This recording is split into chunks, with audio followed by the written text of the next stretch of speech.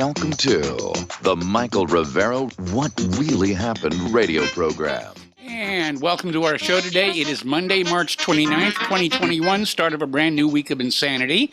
And what we're going to do is what we normally do, which is an hour of news followed by an hour of phone calls. Mike is in our control room, twiddling the dials, keeping us out of trouble. So let's get right on into it. The big breaking news right now is over in the Suez Canal. They have finally managed to get that giant container ship, the Ever Given, and it was refloated.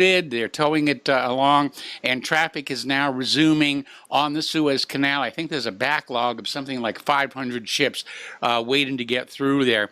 And it's kind of interesting because I think somebody somewhere is probably thinking, well, in the event of war and the sea lanes of communication, how easy it would be to jam up a canal, whether it's the Suez or the Panama or whatever, with a single large container ship. So we'll see what the military planners are going to think about that. For all we know, this was a test. You know, because that whole gust of wind story turned out to be completely bogus. Now they're saying it was pilot error. And I'm sorry, having held the helm of several ships myself, I'm kind of wondering how you could be going down the middle of the canal and all of a sudden do a hard right rudder and just crash the thing in there. Plus, of course, the Suez Canal has its own pilots. You know, like most harbors and the Panama Canal, when a ship arrives there, there's a little tiny boat that comes on out with a pilot who knows every inch of that harbor or canal, and they will take the ship through. So I don't know what happened. There's something still very weird about this. Getting on over to politics, Maria Bartiromo is saying that Biden is on the telephone all the time with Barack Obama, and as far as Maria can tell, Barack Obama is actually running things from behind the scenes. So we're getting the Obama administration number 3 shoved down our throats. Over at YouTube, they have unlisted the video of his first formal press conference, which was an embarrassment, and they have deleted over 1,000 dislikes from that as well. So YouTube is still out there trying to protect the brand of the President of the United States, so forth and so on. Now, Lara Trump has joined Fox News as a contributor, and this obviously is going to increase her visibility and her profile, the speculation is she's doing this ahead of a possible North Carolina Senate run, and that will of course be something that happens next year. Now, Trump is out there asking if John Durham actually exists. Now, back in 2019, then Attorney General William Barr appointed John Durham as a special counsel to investigate the origins of the Russia collusion hoax. And since then, all we've heard from Durham's office are crickets. And Donald Trump is now asking whether Durham even exists or if it's an empty suite of offices.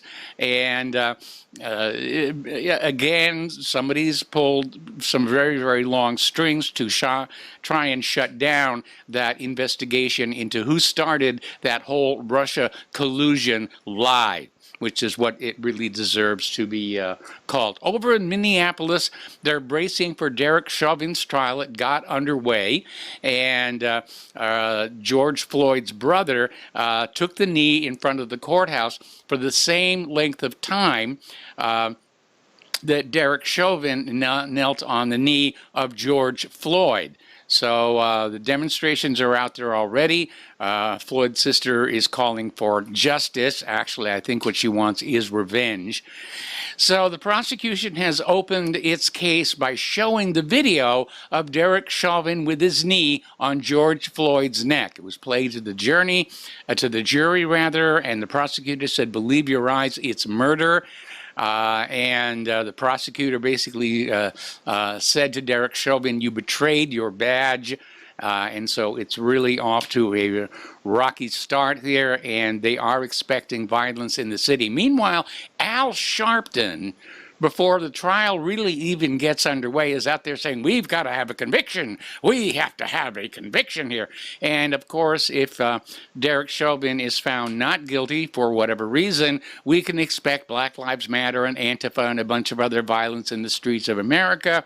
And the media will, of course, say, well, this is completely different than what happened in Washington, D.C. back on January 6th. And so we should just let them go have their fun because they're blowing off a little bit of steam like we've seen over in Portland all this time here. Over in Boulder, pardon me, at the King Super shooting case, investigators are claiming they still don't know the motive behind the shooter. They did 156 interviews. They went on for hours and hours, and they said, we have no idea.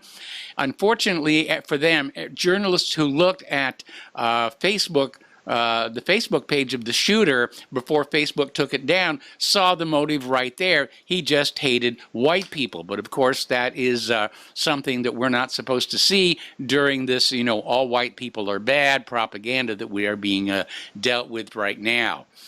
Over in Baltimore, this is interesting.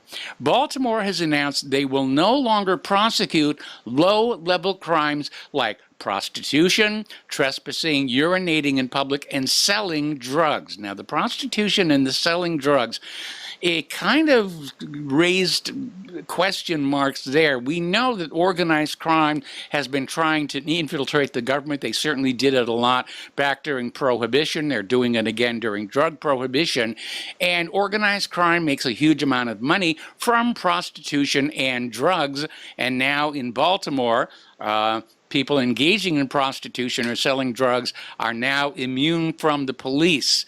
And it sounds to me like organized crime has scored a major victory there. As you're already aware, last week, Georgia passed some new laws regarding how elections are to be handled in their state. And it is a states' rights issue. And Georgia passed a bill that requires voter ID. They put serious limits on absentee voters. And of course, the liberals just went totally ballistic there, saying it's voter suppression, it's racist, it's all this other stuff here. And so corporations are being pressured to reject the Georgia Republicans' bill on voting rights here. And we've already seen a couple of them. The PGA Tour is being pressured to relocate out of Georgia. And apparently Georgia was being considered as a filming location for the next Indiana Jones movie. Yes, they're going to crank one more out of that franchise. And my response to that is, well, if you're going to make another movie about Indiana Jones, why not make it in, I don't know, Indiana? Because we have a growing film production community here, including a recent addition of a visual effects supervisor and computer animator. Little blush there on my cheeks here. Meanwhile, Joe Biden is out there saying that attempts to stop election fraud are sick and un-American. And that's really, to my mind, that's kind of a little bit strange. I think we're supposed to have honest and fair elections, and we're not supposed to have massive fraud. But he's certainly betraying his particular point of view on the issue with comments like that. Over at the FBI, they're getting ready for a new massive TV and movie propaganda blitz to try and reconvince Americans that the FBI are a swell bunch of Joes. And at the same time, they're going to smear their political targets as well. Now, back in 1954, a law was passed at the urging of J. Edgar Hoover that made it illegal to display the FBI seal, the FBI initials, and the words Federal Bureau of Investigation in commercial popular culture without express permission from the Bureau's propaganda office. And ever since then, if you see FBI like Silence of the Lambs, that's all being put together with the permission of the Bureau, and obviously Jodie Foster made the FBI look really, really good. In that. There was a case a while back, I forget the exact date, where Disney was doing a movie that featured burglars coming out of an office building carrying a file cabinet labeled FBI, and that scene had to be cut from the script because of that law passed in 1984. So you're going to get a huge amount of propaganda about it, the FBI. You'll forgive me if I do not tune in on that one. Now, Corey Lewandowski is talking about Trump's new social media platform. He's saying it will be interactive. How could it be a social media platform without being interactive? I'm sorry, Corey. But he says it will allow users to interact without fear of being canceled. Well, by golly, sign me up for that one. Definitely want to do that one. And I understand Mike Lindell is still working on his social media platform that will also be censorship-free. Okay, we're talking about that horrible tragedy where an Uber Eats driver was killed during a carjacking in Washington, D.C. that involved 2 black teenage girls. And the media is trying very hard, oh, excuse me, ouch. The media is trying very hard to portray the girls as the victims. CNN is saying that it was just a horrible accident. And so, you know, that's kind of where that's all going with that right now. But D.C. Mayor Muriel Bowser actually tweeted on out trying to blame the driver for not being, you know, protecting himself in Washington, D.C. Now, you'll remember Washington, D.C. bans the ownership of handguns. So it's a little bit of a double standard, and D.C. Mayor Muriel Bowser drew a tremendous amount of backlash because of that and has now deleted that tweet. Okay. Let's see. Let's get into COVID-19. It's still out there. This is coming from Europe. According to Cuzblue.com, 3,964 people have died from the adverse drug reactions for the COVID-19 vaccines. 162,610 people have suffered injuries. Now, those were severe enough to be reported. A lot of people have had adverse reactions that weren't serious enough where they didn't bother calling their doctor. That was the case when Claire and I got the Johnson & Johnson vaccine. She was fine. Nothing went wrong. I was kind of sick for 2 days there. CNN had a bit of an embarrassment there. There was a reporter in a restaurant full of people, and he basically hollered on out, does anybody in this restaurant think it's a good idea to take the COVID vaccine? Go ahead and raise your hands. Not one single person raised their hands. So that's CNN for you here. China is saying the people who take the Sinopharm vaccine will now need a 3rd dose to boost its effectiveness. Starting to feel like a voodoo doll out there. Dr. Birx is claiming the COVID death toll could have been mitigated if only she were in charge, which is kind of weird because I thought she was. So we'll see what's happening with that one here. Over at Johnson & Johnson again, Johnson & Johnson and the African Union are working on a deal for up to 400 million COVID-19 shots.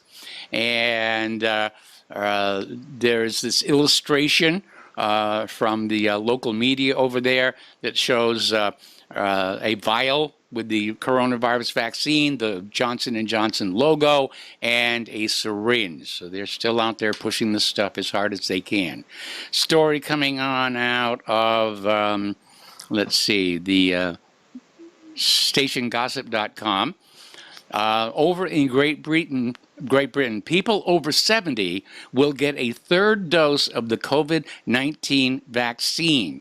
Now, what's really interesting over in Great Britain is that about 60% of black people over the age of 70 have had the COVID vaccine, while the rate is 91% in white patients over the age of 70. So the black people are being very, very cautious, and they really ought to be. I cannot fault them for their concerns and their doubts, especially when you go back and you look at the history of, like, oh, well, the Tuskegee syphilis study. Biden administration is starting to work on vaccine passports. So you're going to have more papers that you need to show at the checkpoints. Papers, please. Papers, please. Your driver's license, your proof of insurance, your vaccine passport. And Robert Heinlein had a comment in one of his science fiction books that said, when you need 3 or more forms of ID to get around in a society, that society is doomed. And we're about to find out just how prescient he was. Dr. Fauci is now trying to take credit for the development of the COVID vaccine. He's saying it was him and not Trump who got things going. He's not even mentioning Operation Warp Speed, which was definitely all Trump. And here's another article that gets right to the point. This is from Zero Hedge. Why is everyone in Texas not dying? Because down in Texas, they've already released all the restrictions. You don't have to wear the face masks, and you don't have to have that social distance. And they're not seeing a huge surge in COVID. Oddly enough, the surge in COVID is being seen in the states with the highest rates of vaccination. Now, you figure that one out for yourself. And the cost of all of this stuff, and I don't mean financially, but with the lockdowns, over in Japan, we were talking about how there were a lot of men committing suicide because they just couldn't deal with it anymore. Now we're hearing that suicide rates among Japanese women have risen sharply during the pandemic because they just can't go on in isolation. We're social creatures. We always have been here. Down in New Zealand, they will not open for tourism before reaching herd immunity through vaccination. So if you were thinking of visiting that recreated village from Lord of the Rings, the Hobbit village from Lord of the Rings, you're going to have to wait a little bit longer from that one. This is an interesting story. This is coming from Tethastra.com. And there is a new report out that is claiming that COVID-19 originated in bats, we've heard that one before, but that it didn't transfer directly to humans, but through another animal. So it's a 3-stage chain: bats, other animal, which is not yet named, and then human beings, they think. Maybe. Okay. Dartmouth Brown did a study that looked at the media's basically pushing the fear propaganda about COVID-19. And they're saying 87% of the U.S. stories were classified as negative, whereas 51% of the non-U.S. stories were classified as negative. So, yeah, they've been pushing the fear propaganda, scare you into obedience, scare you into those masks. And by the way, we're getting more word that those masks are really wrecking the environment. Apparently, people are just taking them off and flinging them. Wildlife are getting tangled up in them. And that's a bad, bad thing to see happening. This is an interesting article, and you might want to think about this and remember it.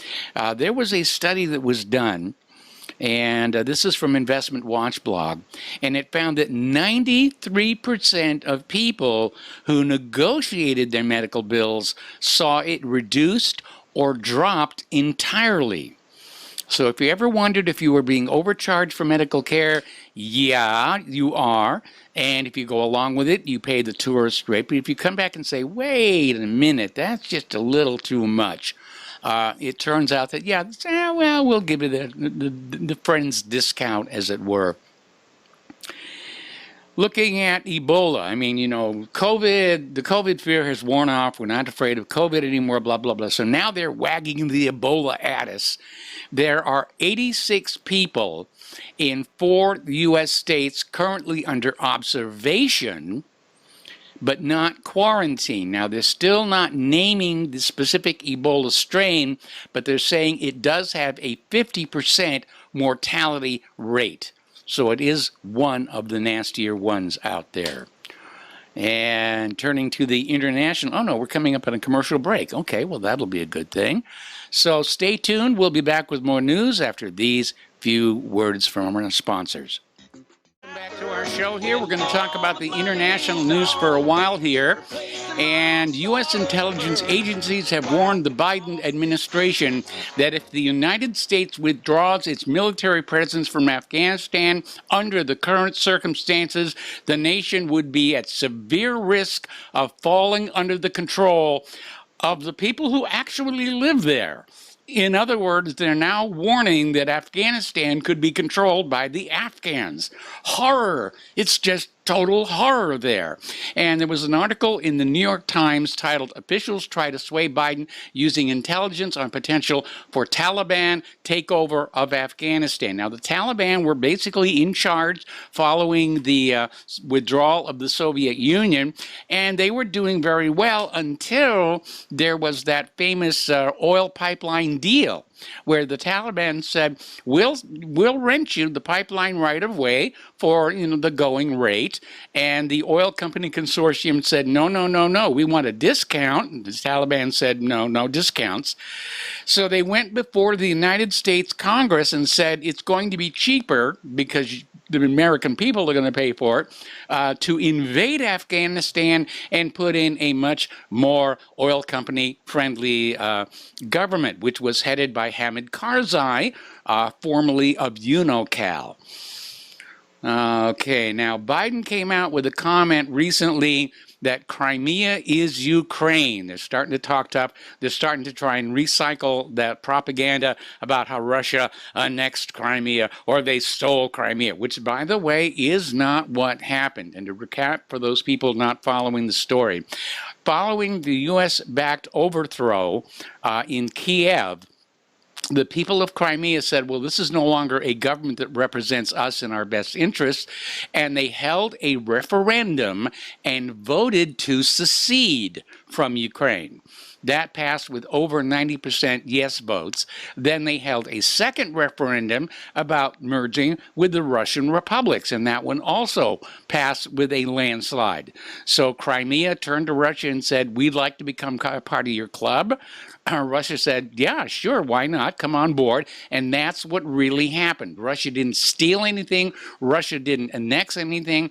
All they've really done so far is they've built a nifty new bridge to reach Crimea from over on the Russian side, and a new highway system, and they're engaging in trade, which is how you keep peace going, peace through commerce. But lately we've been hearing more and more talk about starting a war to recover Crimea and give it back to the U.S.-backed government in Ukraine. And that could be the flashpoint for World War III. And I'm sure the people of Crimea are not happy about this, because they understand that war will be fought in their front yards. And they're probably not happy about that part either. Pepe Escobar is out there saying that the current U.S.-NATO versus Russia-China hybrid war it's continuing, and it could have a very, very bad outcome. And Pepe is saying the unipolar moment is 6 feet under. And the hegemon will try and break Eurasian integration, and there's no grown-up in the room to counsel restraint, except possibly Vladimir Putin, who continues to be the only adult in this global romper room.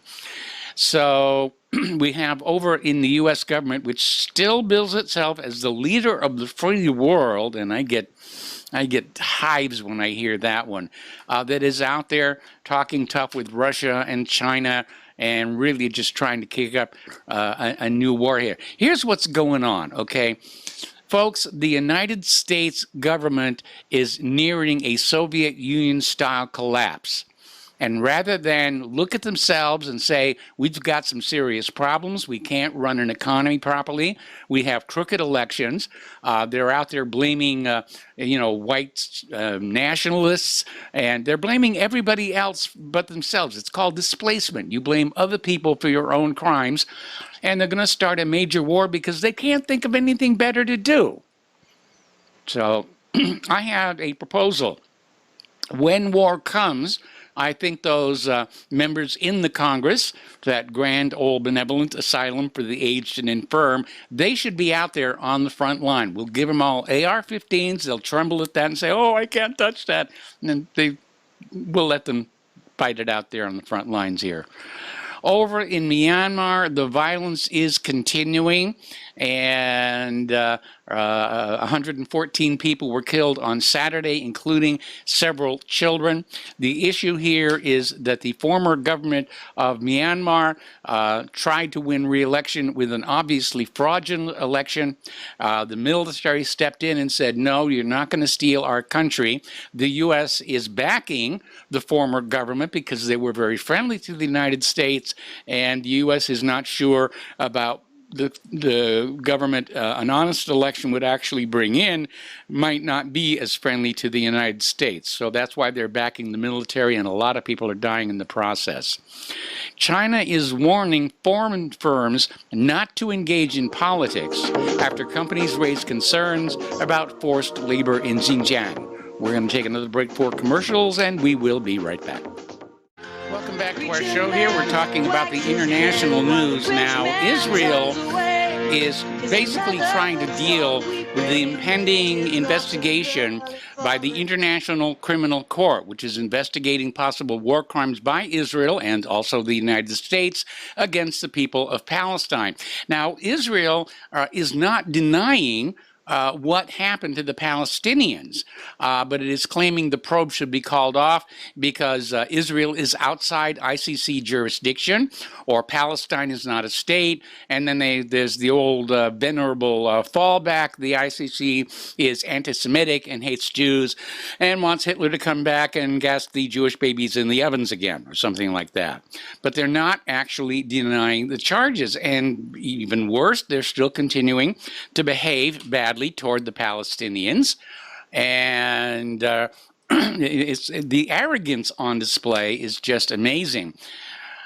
Israel is also out there saying we can destroy Iran's nuclear program. They're talking tough here.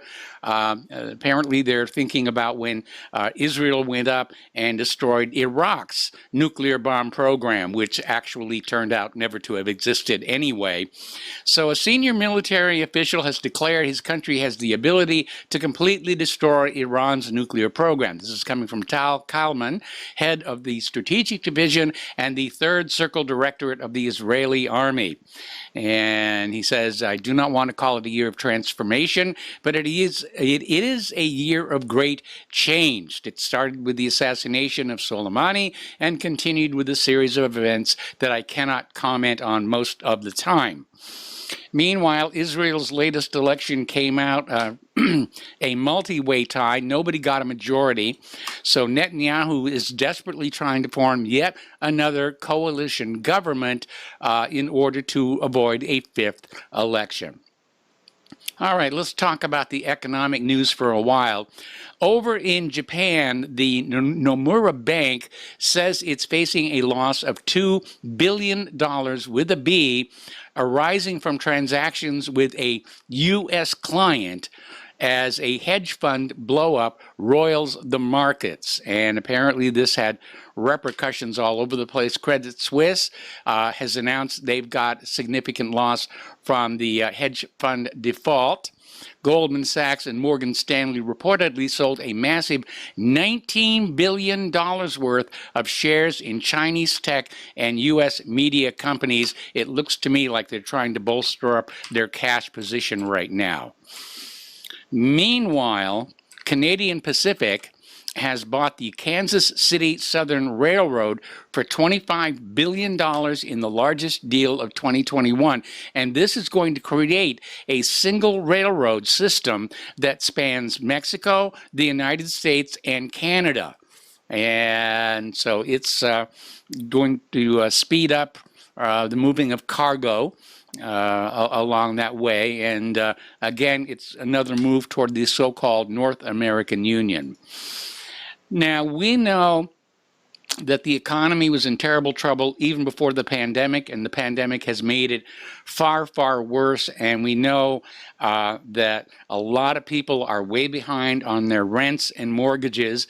The CDC declared a moratorium on evictions, which has now been extended to July, which doesn't really solve the problem. And it's turning out that people who have lost their rental home or their real home and they're living out of motels, they could find themselves being evicted as well, because they are behind on the motel rents as well. It's really, really ugly out there. But hey, we've got trillions of dollars to spend on bombs and bullets and bandages and stealth bombers and various other pieces of military junk which don't really work. And by the way, I saw a story over the weekend where experts are saying that the F-35, which we have been talking about for a long time, is basically unsalvageable.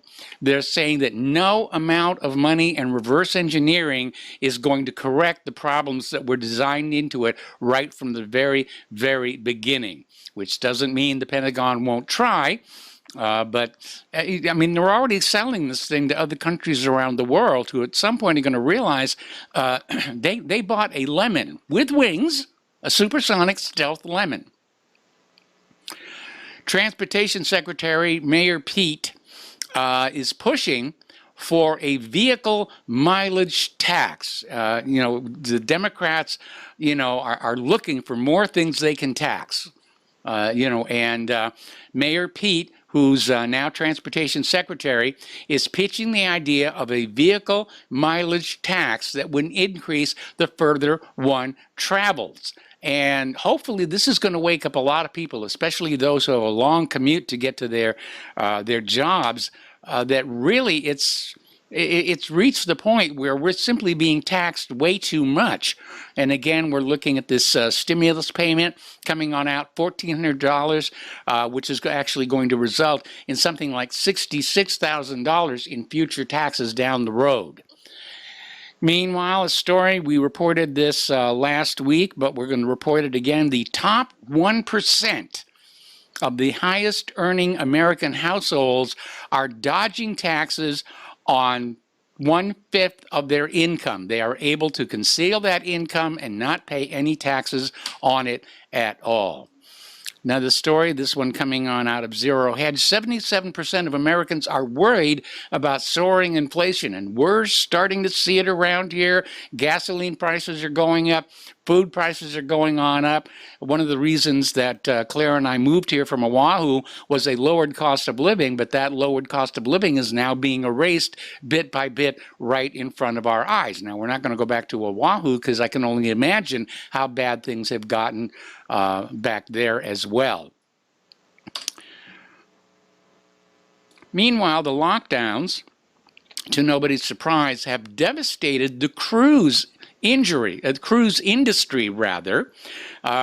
Cruise ships were big business. We used to see them come in and out of Honolulu Harbor all the time. But right now the cruise industry is waiting for Washington's go-ahead to sail again. And national politicians assigned to themselves the right to decide which industries would continue to operate as the coronavirus spread and which ones wouldn't. And the cruise industry was shut down. There were several bad scandals of COVID-19 spreading wildly inside those cruise ships. And so it's just ugly, ugly, ugly. Over at Investment Watch blog, a little bit of a cautionary tale there saying that if Social Security were really a trust fund, which is what we're always being told that it is, there would be lawsuits everywhere. If Social Security were one of your private investments instead of an entitlement, you might actually look for other options, but you're not allowed to. You are mandated by law to pay money into a Social Security system of which you might get a small portion of it back between the time you retire and the time that you die. Over in Great Britain, Boris Johnson is going to be approaching the G7 about building their own version of the Belt and Road Global Network, because they don't want China to have all of the economic and political advantage that the Belt and Road Project is obviously going to bring to them. So Boris Johnson is going to go over to the G7 countries and say, we got to do exactly the same thing. Yes, China spent all that money and we can spend that much money as well. Because we'll just tax the people. We'll find something else to tax out there. We're going to tax balloons. We're going to tax, daffodils. We're going to, tax whatever. It's hard to imagine anything that isn't being taxed in this country, especially in those states that have a sales tax, and basically everything is being taxed at that point here. Story coming on out of Zero Hedge. New infrastructure will not come good, fast, or cheap. We know that Biden is talking about a $3 trillion with a T dollar project to clean up the nation's infrastructure. And I remember some years ago, experts saying that's what it was going to take to redo the roads, the dams, the bridges, and the rail lines. But with inflation and the added deterioration, it may not happen. And we know when this government gets involved in projects like that, they don't work out very well. Again, look at the F-35. Look at the Gerald R. Ford. Experts are saying it'll never really be capable of surviving combat. So, you know, I look at all those people who are out there complaining about the money spent on space exploration and how we should give it to the poor. I wish they would turn their attention to military waste, like the littoral combat ships, the Zumwalt destroyer, the Gerald R. Ford, the F-22, the F-35. Why aren't they complaining about all the money that is soaking up? Because it's a heck of a lot more than NASA gets. Okay, let's talk a little bit about immigration and the border. And we've talked about this before. Migration is a filtering process. The people who are doing well in their home countries, they're going to stay there. They don't have a reason to leave. The people coming across that border represent the worst of those origin countries.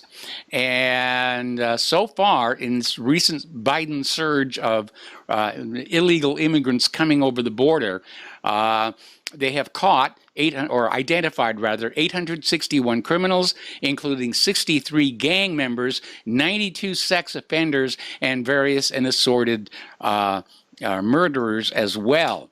Now, somebody posted a viral video of a semi-trailer just pulling over to the side of the road, opening up the rear door, rather, in Pearsall, Texas, and just, you know, a whole crowd of illegal immigrants just piled on out of there. So it's just shameful. It's just shameful. Now, MSNBC, one of their hosts, asked Ilhan Omar, are you as critical of Biden as you were with Trump for holding kids in cages? And the answer is no. When they had that whole kids in cages thing, which, by the way, started under Obama, not Trump, you know, but when Trump was in office, it was one of the things they used to bludgeon him and say, oh, he's got kids in cages. Well, there's kids in cages now, even more than under Trump, and it's no big deal. And one of the reasons is the White House is running interference, and the media is basically ignoring the story. But they had a little bit of a breakthrough today because Ted Cruz went down to the border and took pictures and videos of the caged children. And one of Biden's operatives working down there harassed Senator Ted Cruz, forced him to delete one of the pictures, but not all of them. I guess they didn't know, you know, the capacity of the camera being used. Ted Cruz, of course, has gone public with that, and the core media has been forced to at least acknowledge that it did happen. Another story, this one coming out of Station Gossip. The Biden administration is waiving background checks for the caregivers at the child migrant facilities. So if you're a pedophile child molester and you're currently unemployed, boy, have we got a job opportunity for you. Getting into the world of firearms, story coming on out of Damagood. Biden is preparing to sign an executive order on gun control. Now, there is a limit to that. Executive orders apply to the executive branch. They don't apply to you. They don't apply to the citizens. They don't even apply to the Congress. They don't even apply to the Supreme Court. That's part of the separation of powers doctrine. But Biden's going to sign some kind of an executive order to demand gun control, and I think it's going to be up to the American people in the best spirit of Marbury versus Madison to say this is completely legal. Biden administration is urging the Supreme Court to allow peace to simply walk into a home and take guns without needing a warrant to do it. That's a clear violation of the Fourth Amendment and the Fifth Amendment. But yeah, they're getting desperate. They're scared of you. They are very much afraid of you right now, or they wouldn't be doing this, especially the obsessive focus on assault rifles, which are not really the majority firearm used to commit crimes. It's the firearm of choice if you're staging a false flag attack to push for the gun grabber association, the gun grabber agenda, rather. But they want those weapons out of your hands because they're afraid of you. They know how close they are to reaching that point where the American people are going to say, okay, that's it. Oh, all of you in Washington, D.C., that's our city. All of you, you're fired. Get out. The House of Representatives, again bowing to Joe Biden, passed two bills last Thursday, House Resolution 8 and House Resolution 1446, that basically bring in a sweeping overhaul of how firearms are bought and sold in the U.S. Neither of them will get in the way of criminals who overwhelmingly obtain their firearms outside normal channels of lawful commerce. Again, they're not interested in disarming the criminals. They want to disarm you, the law-abiding citizen. And basically what they're going to do with these bills is transform the Second Amendment right to obtain firearms into a privilege administered at the whim of government bureaucrats. You know, their friends, I'm sure, will all get guns. Just you won't here. Now, here's an interesting little story, and this came out of Domagood.com. With Joe Biden pushing gun control, will his son Hunter be held accountable for breaking the current gun laws? Apparently, along with all of the other things Hunter has been doing, he's run afoul of the existing firearms laws and should be treated the same as any other American who runs afoul of those same laws. But it's not going to happen. I mean, let's be honest. It'll be you'll be getting frostbite in the dark regions before that's going to happen. Now, Lindsey Graham out there, he's a very pro-gun person and says that he has an AR-15 and he practices with it in case that, there is a social upheaval, and he wants to be able to protect his home with his AR-15. Needless to say, the lefties over on Twitter went ballistic. Oh, he's going to shoot those poor helpless thugs trying to break into his home. It's a horrible thing there. That's kind of actually one of the reasons we have a Second Amendment, because it basically recognizes your right to defend your home against unfriendly invasion. Okay, oh my goodness, we're getting up to the top of the hour, and we're going to take a break and be right back. Welcome back to our show here. Now, from the world of wokeness, which I think really means trying to put you all to sleep here. Over at Reddit, there is a transgender user who posted hundreds of pornographic drawings of child characters under the age of 10. And a lot of people complained and criticized him. So those moderators at Reddit basically banned the critics. Now, you think about that. The trans user who posted these pornographic drawings of children is allowed to stay, but those who criticized him and said this is really tacky, they're gone. Another Reddit moderator is under fire for inviting minors to their home for hormone shots behind the parents' backs. And this is another transgender who's over there as well. Over in Tennessee, they have become, the third state requiring student athletes to compete based on their biological sex. So sanity is starting to break out there. Over in South Dakota, they're trying to pass a bill banning biological males from women's sports, but Governor Kristi Noem keeps trying to block it. She issued what was called a style-informed veto. They've passed it again. They're sending it back to her desk as well. So the fury is definitely building. I ran this next story past Claire. And her reaction was colorful, if you will. Over at the University of Oxford, they're considering scrapping sheet music for being too colonial after staff raised concerns about music curriculum's complicity in white supremacy. So that's it. Now, I have a news flash for the University of Oxford. There is sheet music in all kinds of musical traditions. There's Indian sheet music for people who like to play sitar and sarod. But yes, the sheet music we're all familiar with is European. It's printed in black ink on white paper. So anyway, that's it. Literally, the University of Oxford is going to drop sheet music. Well, what are they going to do? Surgically implant MIDI interfaces into the back of the skulls of all the musicians and singers? I mean, it's ridiculous here.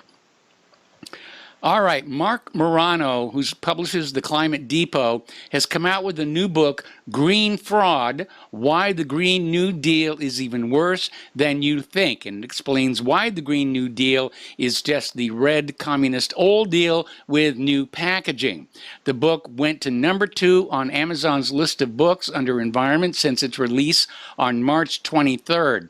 It is so informative that the far left is now pressuring Amazon to remove it and stop selling it. Somebody sent in an email saying that whole thing about bat through an unknown creature to man, that unknown creature was man, bear, pig. All right, we're going to open the phone lines now. We'll be back after these few words. Welcome back to our show, hour number 2, and we're going to open up the phone lines right now, area code 512-248-8252, and we're going to start with Joe in Nome. Hello, Joe. Welcome to the show. What's on your mind today? Wow. Numero uno. Can you hear me okay? Yes, I hear you fine, and you're on the air. Okay. Have you ever heard of the Sagittarius dwarf galaxy? Yes. Okay. I think it was Friday or maybe Thursday. You mentioned about the Earth bobbing up and down across the galactic equator. Well, the whole solar system does. Well, yeah. Okay. The sun, yeah, right. Anyway, so this Sagittarius dwarf galaxy might be where the solar system originated. The infrared survey of the Milky Way galaxy revealed that it's in the process of devouring a much more ancient dwarf galaxy called the Sagittarius galaxy. Yes. And yeah, going back to religion is just an old science I remember dimly. The Mayans had fixed a date, 2012, and apparently, it seems, that corresponded with us crossing the Milky Way equator. Mm-hmm. Do you have any theory as to why we're bobbing up and down across the galactic equator? Well, it's not that we're the only system that's doing that.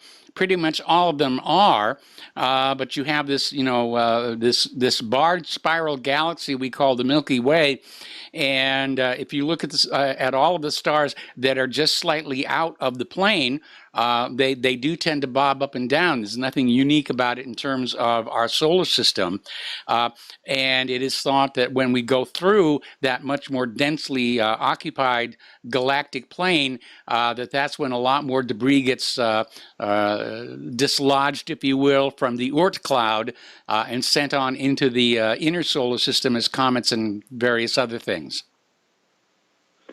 Yeah, was talking about that back in 2011. Now, I wasn't talking about it to you. That 2011 is about where I first learned of your program. Mm-hmm. I think I did mention that I tuned you in on that TuneIn app, which was the only way that I could get any decent news out here in Nome. Okay. But it was spotty. But anyway, yeah. Back in 2011, 2012, my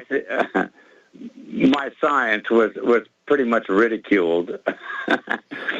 But my theory is that we are, the reason we're bobbing up and down is because that's because we're a remnant of the Sagittarius galaxy, which is being swallowed. Because it's things run into each other all the time. I mean, if you look at the Andromeda galaxy, which, by the way, is the furthest object you can see with the naked eye, way off in the future, billions of years, the Andromeda galaxy and the Milky Way are going to collide, and there's probably going to be a lot of interesting things happen when that happens.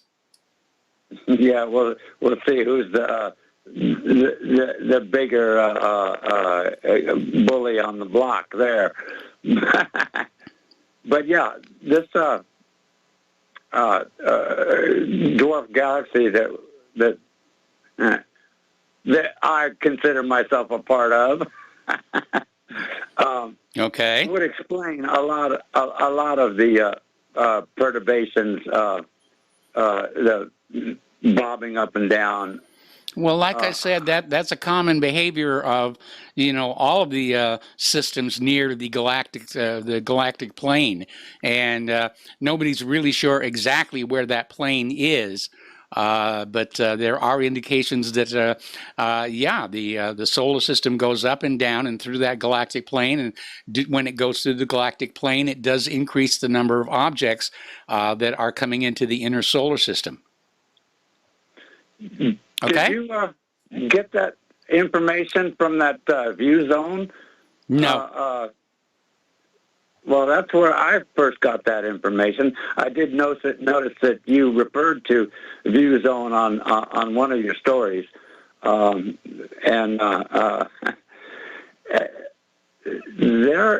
they printed a story once way back.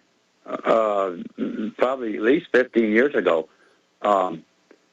It was called The Never Ending Story. Mm-hmm. And it talked about ancient hieroglyphs worldwide that harken back to ancient Hebrew script. Yeah, I think I've heard of that theory, but there are definitely much older civilizations with hieroglyphs that predate Judea, Göbekli Tepe being one of them. Anyway, Joe, I need to let you go. The phone lines are loading up here, and I'd like to switch to Al in Canada. Hello, Al. Welcome to the show. What's on your mind? Hi, Mike. Your intelligence never ceases to amaze me. You know about MIDI. Yeah. Well, we live with MIDI here. It makes sense, Claire. Say again? Yeah. I remember the first time I used it was probably about 30 some odd years ago on a 24-track 2-inch tape for syncing. You put down a MIDI sync track. Yeah. Right. So you'd have a spare track, and all it would be was this digital information to sync up every like other things, keyboards, whatnot, in time to make sure that it stayed in tempo. Mm-hmm. But anyway, I have a couple of little COVID anecdotes. The first one is there was an outbreak not far from where I am, an outbreak, right, at this pizza place. And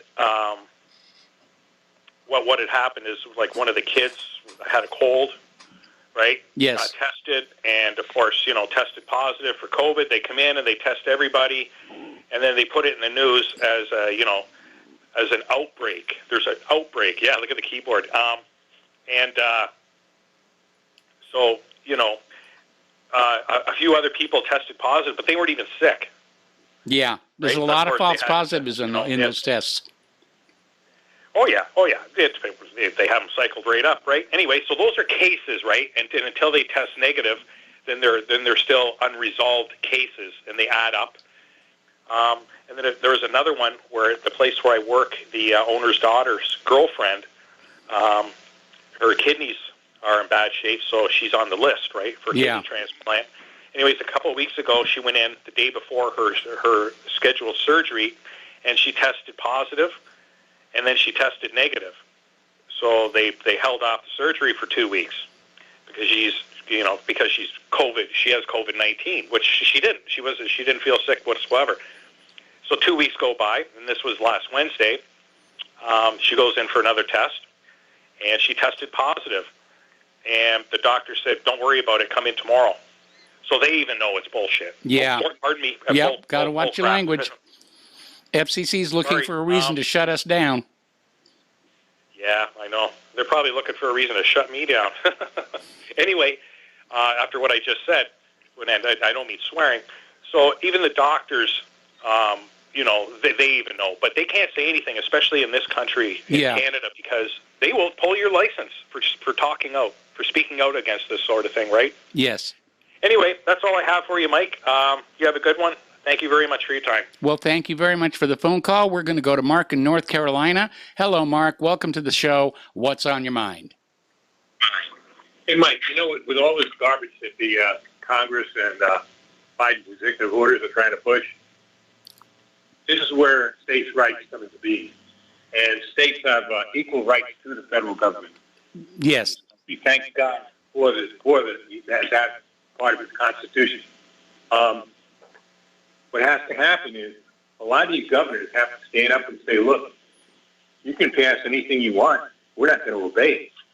Okay? Mm-hmm. If you try messing with it, if you try, like I heard that they want to get some people in Congress, they want to drive them out and stuff, we're just going to not pay our federal taxes. All that. Just go back in the state coffers. It's not going to go to the it's not going to go to the federal government. Period. You're not going to do this. We're going to have our own, laws as far as selling guns goes, and we're going to have our own laws as far as what we do about COVID. And we're going to, and as far as any kind of lockdowns or no lockdowns, you're not in charge. You're not going to do this. There's no way you're going to get away with this. They have to make that clear to them, and the local governments have to too, and the people as a whole. This is, this is how should I say, this is dictatorial. Yes. What's this? I don't know where some of these, like a guy like Cruz, he's pretty outspoken lately, but he has to come out and be more outspoken. He's got to put it right to them.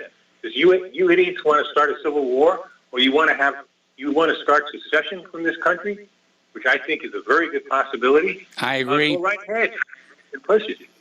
I think the majority of states would join Texas in seceding from the United States if this happened. They would form their own United States and maybe have our own constitution. And as far as going the way of Russia, the old Soviet Union, yes, I tend to agree. They're very close to it. Problem is, what's going to happen as that happens? Like a wounded beast, are we going to just, strike out and possibly destroy the planet through nuclear warfare, or would they just fall? And who would pick up the pieces? Would we have our own Putin that could save this country finally after that would happen? I don't know. I hope so. Mm-hmm. Because this just can't go on. Who does Biden think? This old, decrepit, demented fool who stole the election, or was the recipient of a stolen election, and he's going to push stuff like this? He said, I don't know. In his deluded mind, he probably thinks he's popular with the American people, which, of course, he's not. No. He probably believes he really 80-something million votes, which he certainly did not. Okay? Mm-hmm. He lost that election in a landslide. Yes. And by the way, these two clowns in Georgia are also in there fraudulently. Yes. They didn't win that election. There was another fraud. And that's why unfortunately, the stuff that Georgia's come up with now is too little too late. They should have done this before. We wouldn't have You these know, problems. I've got to be honest here. I wish the Republicans had fought as hard to back Donald Trump as they are fighting now to secure our elections. Right, and that's another thing, Mike. If they try to push this fraudulent election bill of theirs, this federal election bill, first of all, it's totally unconstitutional. Most likely it would be thrown out by the courts. However, it shouldn't even be allowed. Again, the decent states in this country, the constitutional abiding states, should make it very clear, I guess they're mostly red states, that if you try to pull this, we will not obey. We will hold elections the way we see fit. All right? Mm-hmm. Well, federal elections, you will not do this. We will refuse. We will not listen. That has to happen, Mike. Otherwise, these clowns are going to turn this country into a dictatorship before it winds up imploding. All right? Yes. We're going to do a dictatorship first. Now I heard that they want to try to push this bill, like a COVID pass bill with the vaccine. Yeah, vaccine passport. No. Now already certain states are saying they wouldn't allow it, you know. But still, just the gall of these people. Who do these people think they are? Okay? They can't even secure the border. Well, it's not they can't secure the border. They don't want to. Exactly. They want turmoil. They want to bring an end to this country. They want a permanent stream of Democratic voters. I don't even know if it's that. I think they just want an end to this country, period. Well, the globalists certainly do. Yeah, and that's who's pulling the strings. It's the globalists. That's the UN. The UN is pulling the strings on this. That's who run this puppet, this imposter. It is the UN. Okay, and that's who people like Fauci work for, and Gates, of course. Gates is, of course, a not only globalist, he's a eugenicist. Yes. He basically wants to pretty much end the human population. All right. Well, he definitely wants to trim it back. That's for sure. That's for sure. I think they really do want to replace us with robots. I'm watching more lately at night. Sometimes I have nothing else to do. I'll watch one of their movies there on, and there's so much of this stuff. The robots taking over, part robots taking over, aliens taking over. I'm not talking about aliens from other countries. I'm talking about from the other planets. I mean, these people are crazy, and they're dangerous, and they must be stopped. Okay? Yes. And people learn. You got to start counting on the states now to not only protect us, but we got to protect ourselves, along with the states, along with the counties. The sheriff is very important these days. It's just, we just have to be prepared because these scumbags hate us. They hate the American people. Mm-hmm. They hate basically most of the people. It's a few billionaire, elitists that basically think they're better than anybody else. And I'm sorry, I know this doesn't go along with some of the callers here and all that. They say this is socialist, but I definitely believe we need to start taking away some of these clowns' money, okay, and possessions because they have too much and they use it as a weapon. It's weaponized wealth. That's what Yes. It's a prime example now, buying all that property up. If I was elected president right now, or if I have a governor of one of those states who owns that land, I'd confiscate it right now. I'd confiscate that land. He had no business buying it. I'd use anti-monopoly laws, whatever I had to use, antitrust, but I'd confiscate it. If nothing else, I'd confiscate it anyway and lock his ass up, where he should have been a long time ago. I put him on trial for crimes against humanity because we're letting these billionaires go way too far, Mike. Way too far. If you want to call that socialism, well, guess what? It is socialism. Okay, it's nationalist socialism, though. It's not global socialism. Okay, by nationalist I mean putting America first. Okay? Yes. Get it confused with the the 1930s. All right, Mike. That's it. Thanks. Okay, thanks an awful lot. Here, we're almost to the end of this segment here. The phone lines are open. We have open lines right now, area code 512-248-8252, and we're going to go to Bruce in Texas. And Bruce, I may have to take you through the next commercial break. What's on your mind? Yes, sir. Hey, Mike. Hey, Mike. How about them legal aliens? Y'all been bring time in. Yeah, I think Biden, he ought to just send them back to Mexico and send them back to North Dakota. What do you think about that? I don't think Mexico would let him come back in. When you look at all the gang members and rapists and child molesters that are coming, Mexico's glad to be rid of them. Yeah, remember the mayor of Tijuana had a Make Mexico Great Again hat? Yes. That was great. Yeah. Hey, on the F-35, before I get to Kamala, the F-35 and the F-22, well, in November of 2020, China announced that they have a radar technology that they're developing to be fielded that can detect stealth fighters. Yes. So I kind of hope maybe this whole stealth thing goes by the wayside and they can design sexy jets like they did back in the 50s and 60s. The radar is a millimeter wavelength radar. Yes. And they can actually use it to target missiles to intercept stealth fighters. So eventually, all technology gets broken down and defeated. So we have that. I was flipping through the channels. I don't do it too often, but I came up on ABC and they had some kind of a puff piece, like a PR piece on. Okay, Bruce. Okay, I got to put you on hold. Don't hang up. I'm going to come right back to you after this commercial. Phone lines are open. Area code 512-248-8252. We'll be right back. And welcome back to our show here. And once again, it's time for me to put on my official RBN knee pads and get down on my knees and beg you for more continued support of Republic Broadcasting Network. Unfortunately, once I'm down on my knees, it takes a chain hoist to get me back up again. So I'm going to remain in this semi-comfortable chair. But the fact of the matter is that we do need your continued help. And first of all, we do need to thank and recognize those who have been sending in donations to support our good work. And a reminder that the postal address where you can send a check, money order, or if you prefer anonymity, is Republic Broadcasting Network, 2251 Double Creek Drive, number 302, Round Rock, Texas, 78664. The phone number where you can make a credit or debit card donation is 800-724-2719, extension 3. And if you mail in a donation of $100 or more, you get your choice of either an official RBN t-shirt, and we will need a return address and your t-shirt size, or if you choose, you can get an RBN coffee mug. And again, we need your return address to get that to you. If you send in $115, I have been told, you will actually get both. And don't forget, the front sight firearm deal is still out there. So we're talking with Bruce in Texas, and Bruce, just sort of pick up where you left off. Yeah, I saw a special on ABC, and we know how the media and the Democrats are tied together to the hip.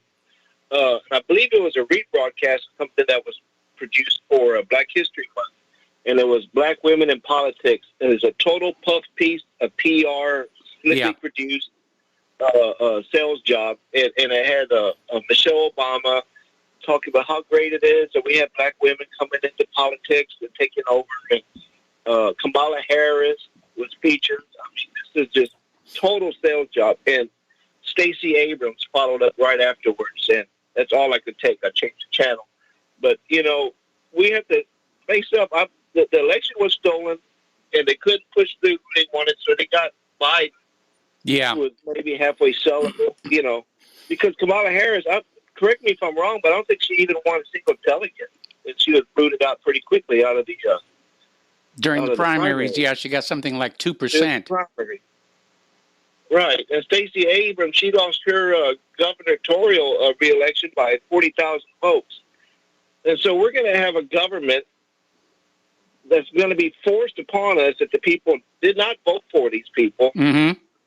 And any talk about constitutionality of any laws they might pass, like the one on the voting rights, the Voting Fraud Act that they're passing, what's the Supreme Court going to do? Look what they did with the election. They're going to just say, no standing, we don't want to hear it. It's pretty damn dark. And as far as the analogy to Russia, yeah, I can see that. We have a lot of assets that can break us apart, like the Jewish oligarchs did in the 1990s. But they had a population that could bounce back. They had a lot of high intellect people there in Russia. They had Europeans and Asian descent. But here, to me, it's looking more like a South African model. Yes. Yeah, and especially with the confiscation of farmland, just about, and the blatant discrimination against the people who actually built and run this country. So I'm not trying to blackpill everybody, but I just like to look at facts the way they are. And I don't know what the solution is. We have to come up with one quick because they're pushing that balls to the wall. And I don't know what you had to say to that, but that's what I wanted to say. All right. Well, thank you very much, and thank you for the phone call. All of the phone lines are open right now. Area code 512-248-8252. And getting on back to a little bit of news. Let's see, here we are. This next story is kind of cool. There's a private company located in China that has built a gigantic 3D printer that is able to print full-size houses, and it works fast enough where they built 10 of them in just one day. Now, this is the Winsun Company. It used a system of 4 10-meter wide by 6.6 meter high printers with multi-directional sprays to create the houses. Now, they're not palatial, they're not mansions, but still in all, especially when you're dealing with the homelessness in this country, I think that would be a really good idea. And even better, construction waste and cement was used to build the walls layer by layer. And they're saying that this is going to use up a lot less of raw materials and be less damaging to the environment. This is according to Ma Yihe, the inventor of the printers. And apparently this individual has been designing 3D printers for 12 years and believes his process to be both environmentally friendly and cost effective. It's very, very impressive to see. Like I said, they're small houses, but 10 in one day. That is really very good. Okay, a little bit of word from the world of computers here. This is a story that came out of, excuse me just a second here, irishtimes.com, where it's been discovered by the Trinity College. Oh, we got to take another break for commercials. All right, we'll come back to this story in a minute. Meanwhile, the phone lines are open, 512-248-8252. Call on in. Let's have some fun. We'll be right back. Okay, welcome back to our show here. The phone lines are open. Area code 512-248-8252. I don't know, maybe people are out getting ready for the Easter holiday, which is coming up this week, or they're getting ready for Passover. So we're going to go back and do some news here. We started this story before the commercial break. The Trinity College Dublin research basically has identified privacy issues about smartphones, and apparently there's virtually no difference between Apple and Google, where they're collecting certain data and sending that data out every 4.5 minutes. Now, the study was published by Professor Doug Leith at the Trinity's Connect Center and claims iPhones offered no greater privacy than Google devices. Now, you're probably aware that iPhone has recently gone on an advertising campaign about how there's a new feature where you can control what information is going on out to various advertisers. But apparently the iPhone itself is collecting information and it's going somewhere every 4.5 minutes. Same thing with the Google phone. Okay. Another story, this one is coming on out from Zero Hedge. Instagram is sharing 79% of your personal data with third parties. In other words, they're mining the data that you have in your Instagram feed and sending it to, well, more than likely advertising and marketing companies. And Claire was just commenting the other day that, she was looking on, her smartphone at jewelry, and the next thing you know, she's getting all these ads for jewelry in her email, and it really is, it's a huge thing. There is a bug in it, though, because when I buy something online, I get ads for that same item for at least a week afterwards. What do they think? I'm going to buy another one? How many weed whackers can one guy use is really what it comes down to. Apple issued a security patch for all their supported phones and watches and tablets last Friday, and they're saying you should install it immediately because they discovered a flaw that allows for the creation of maliciously crafted web content, which may lead to universal cross-site scripting. And Apple has heard the code snafu may have already been actively exploited. So if you have one of those Apple devices, make sure that you upgrade to the patch that came out on Friday. We already did. I tend to put those things in when they come on out. Okay, now since Joe Biden and the Democrats are refusing to rein in big tech, the states are starting to say it's their job to do it. Up in New York, State Senator Michael Gianaris was basically ecstatic when Amazon named Long Island City in 2018 frontrunner for the new headquarters. This is a project that would create 25,000 jobs and bring in $2.5 billion in construction spending to his district. But his support faded when he learned that state and city leaders had promised one of the world's richest companies tax breaks worth $3 billion in secretive negotiations. And this led to a public backlash, which led Amazon to cancel the deal altogether.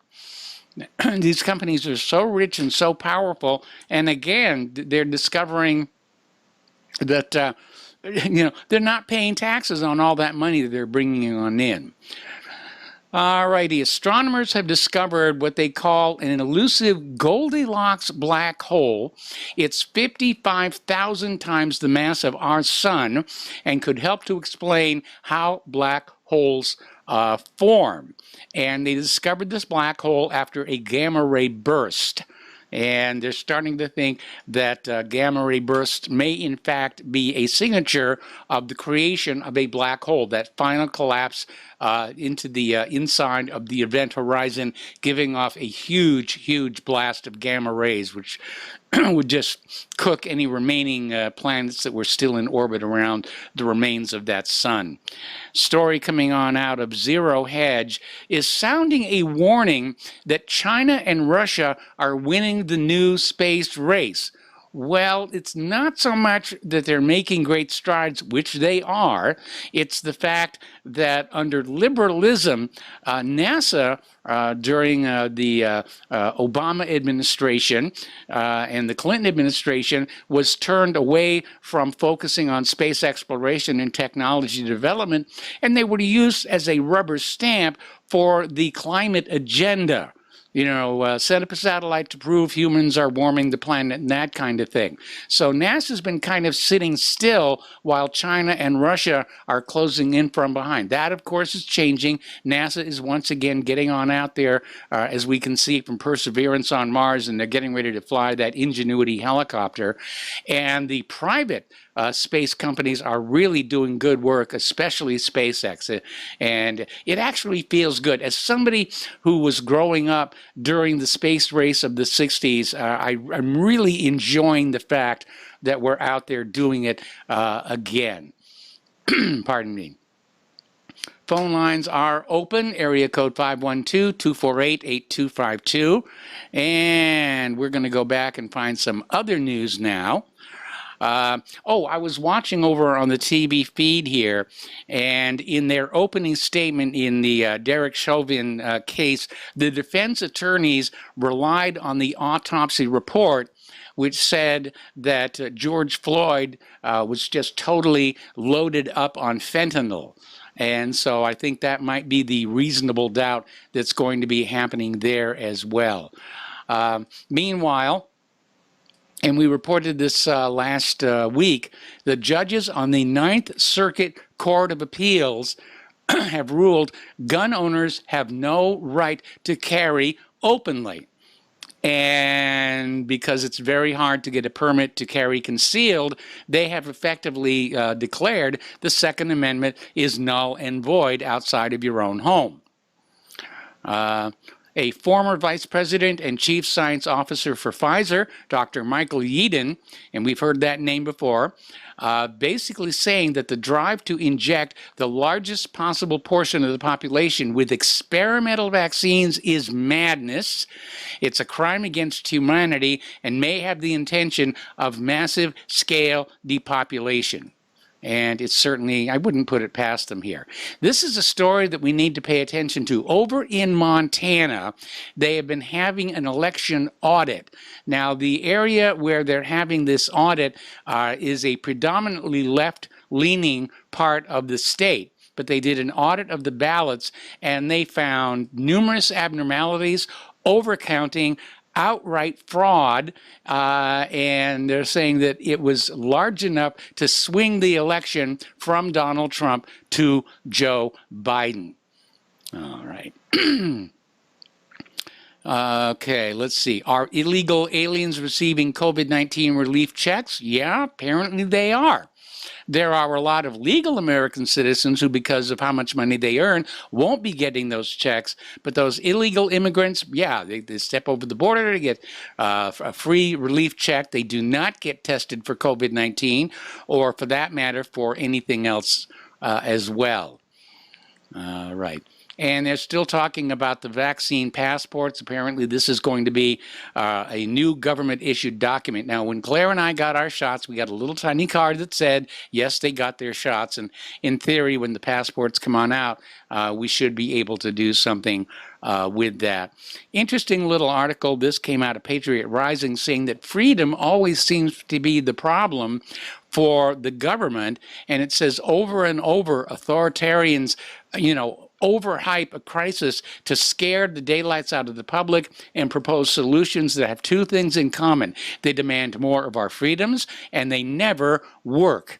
It's always all pain, no gain, and one has to wonder how many repetitions of this rinse and repeat is it going to take before the American people say, okay, enough. This has really gone on far enough. We already talked about Biden is saying attempts to stop election fraud are un-American. Okay, pardon me. A little bit of an embarrassment for Anthony Fauci, not directly, but over in Maryland, a Prince George's County man is under investigation after claiming he worked with Dr. Anthony Fauci's team to develop the COVID-19 vaccine as part of an effort to get dates and con women into giving him money. So a little more skepticism would be out there.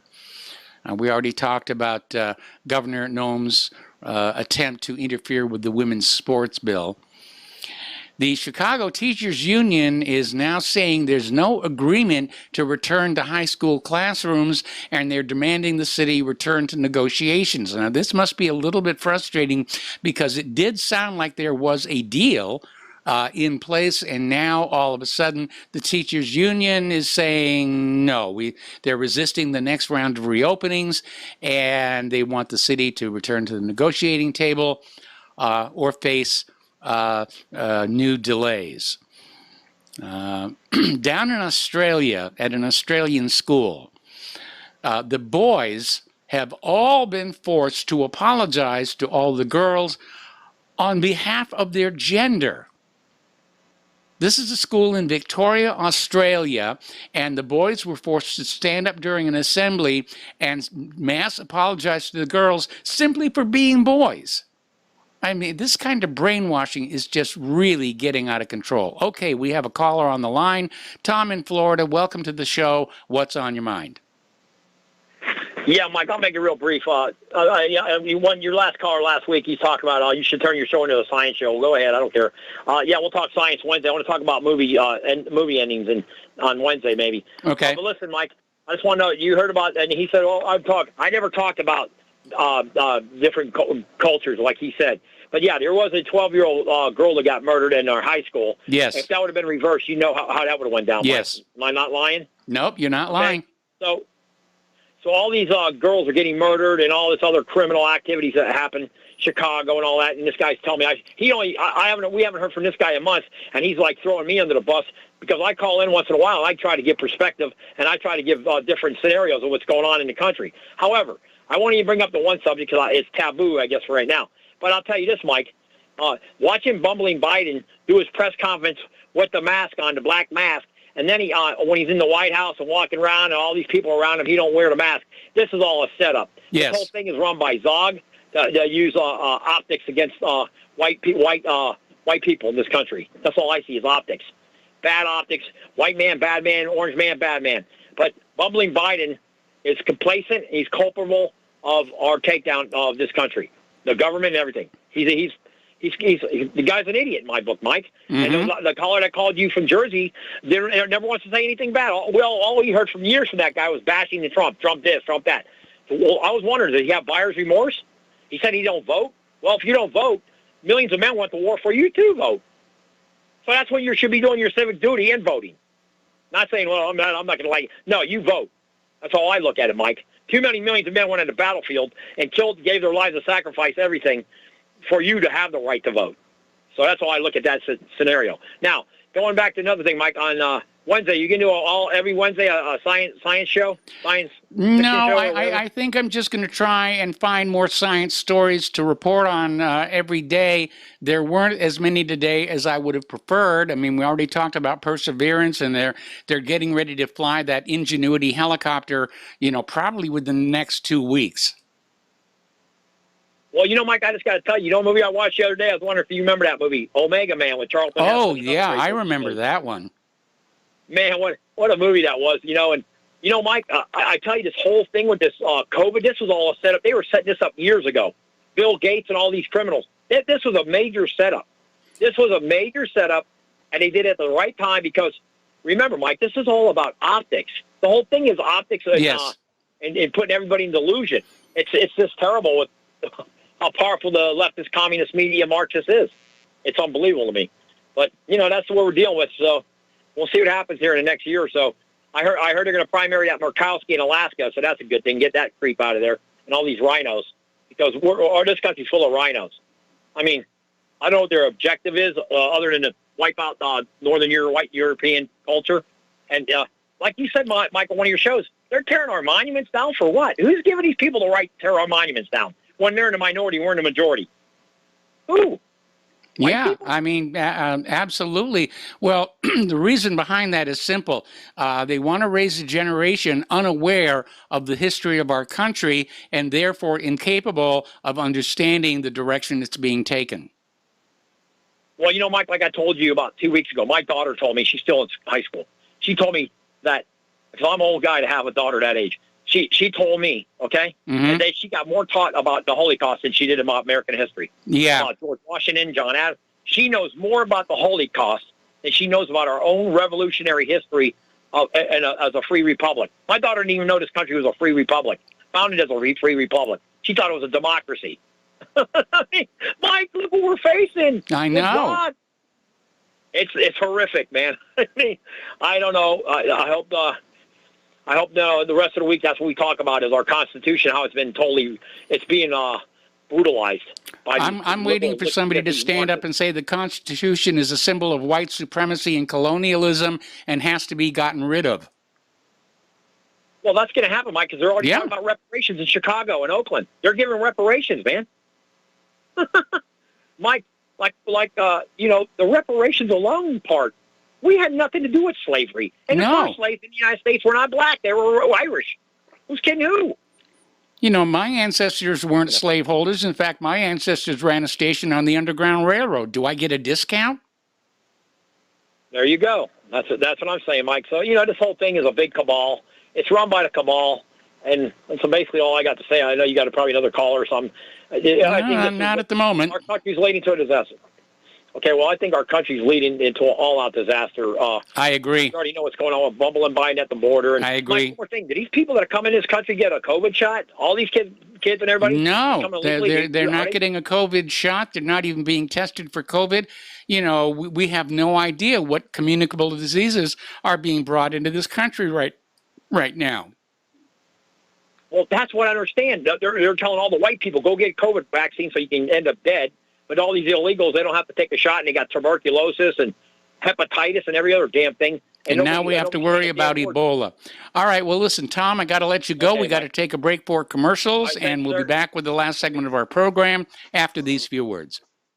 Welcome back to our show, last segment of our program today. And Facebook has a new set of terms of service where any Facebook users who disagree with the official government statistics about COVID or influenza will be banned.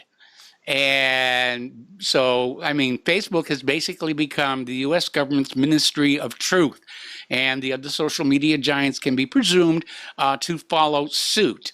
So if what you post isn't what the government wants to hear about, well, then you're going to lose your Facebook account. Okay, now let's see. Apparently, Chris Wallace got stonewalled by Jem Psaki. He was basically out there saying that the Biden administration right now is being less transparent than the Trump administration, and Jem Psaki was out there saying, no, you're wrong. But the story now is that some new information about that the miners surging across our southern borders has been made public, and the Republicans are basically chiding the Biden-Harris administration, for the sheer flood of people coming on over that border. Okay, so let's see. I think I mentioned this before. The CDC will extend the national eviction ban through June 30th. So it'll be the 1st of July when things are going to get really ugly. And like I said, they could extend it again, but it doesn't solve the problem. It really does not solve the problem at all. All right. Okay, this is a story that came on out of Your Destination Now.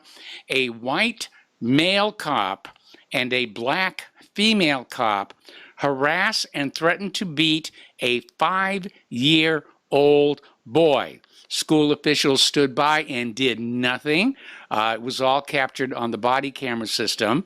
But yeah, we need to train the police on how to de-escalate a situation and how to interact with the public in a non-threatening way. Now, this gets back to the George Floyd case here, where the prosecutors are saying that Derek Chauvin murdered him, and the defense is saying, well, he had so much fentanyl in his body, he was dying anyway, so how do you charge somebody for murdering somebody who was going to be dead anyway in the next hour or so? And again, I don't agree with what Derek did to George Floyd, but on the other hand, we don't really see a lot of, de-escalation going on in terms of the police. They seem to be they seem to be trained to be more and more confrontational. And that, I think, is definitely not going to be helping to stabilize our society. All righty. There's the music. Time for us to call it a day here. Please stay tuned for John Stadmiller. And I think Steve Elkins is going to be sharing the mic with him tonight, this being Monday. Please spread the word of Republic Broadcasting. Spread the word of whatreallyhappened.com. Please donate, and we'll be back tomorrow. Aloha, America.